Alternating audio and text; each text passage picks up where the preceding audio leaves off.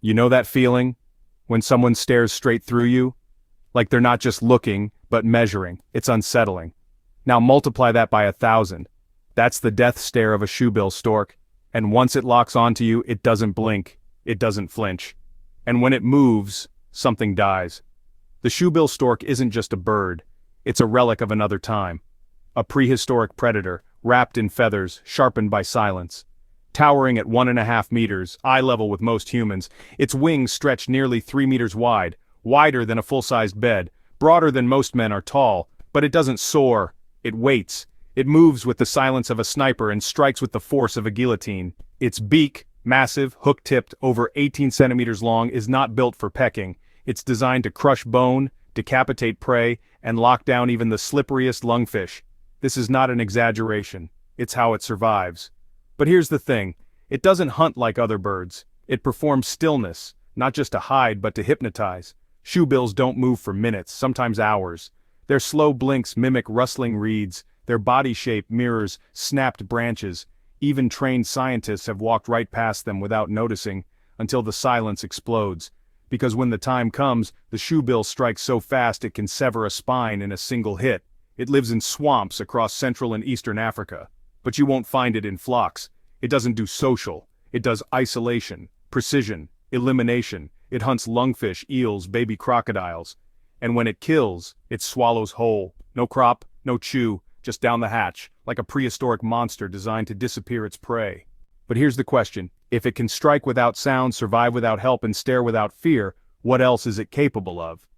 Hit like, follow. Because the next fact might just rewrite what you thought birds were. They don't just look intimidating, they're built to endure extremes.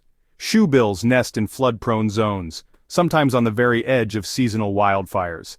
Not recklessness, strategy. Fire scorches away the reeds. When the water returns, so does the prey. And the shoebill is already waiting. The chicks? Brutal. Parents lay 2 eggs, but only one chick gets fed, the stronger one. The other? Left to starve or pushed from the nest. It's not cruelty, it's efficiency. And when that surviving chick begs for food, it makes a noise so quiet it's barely above a hiccup, a sound too soft for predators to detect. It's evolved silence. Their beak isn't just a weapon, it's a speaker. Shoebills produce a clattering sound like a machine gun during courtship or greeting rituals, rapid, rhythmic, jarring. When combined with deep bows and a wingspan that blocks out the sky, it doesn't feel like a bird. It feels like a ceremony, a prehistoric one. And when the temperature spikes, they don't sweat, they don't pant, they vibrate their throat in silence, cooling their blood with a motion so subtle it's invisible unless you're watching for it. This is gular fluttering, a survival mechanism that says everything about them is engineered for the swamp. And they don't stop there. To protect their chicks and eggs from the heat, they defecate on their own legs, cooling their blood through evaporation. It sounds grotesque, but it's genius. They've weaponized their own biology for survival. Their nests? Floating platforms of vegetation built right on the swamp's surface, designed to rise and fall with floodwaters. And when the eggs overheat, parents soak moss in their beaks and drip water onto the eggs drop by drop. This isn't instinct, this is ancient innovation. Their stare? It's not just unnerving, it's tactical. Shoebills can go from motionless to lethal in nanoseconds. That death stare is calculation, measurement, the patience of a predator that doesn't need a second chance.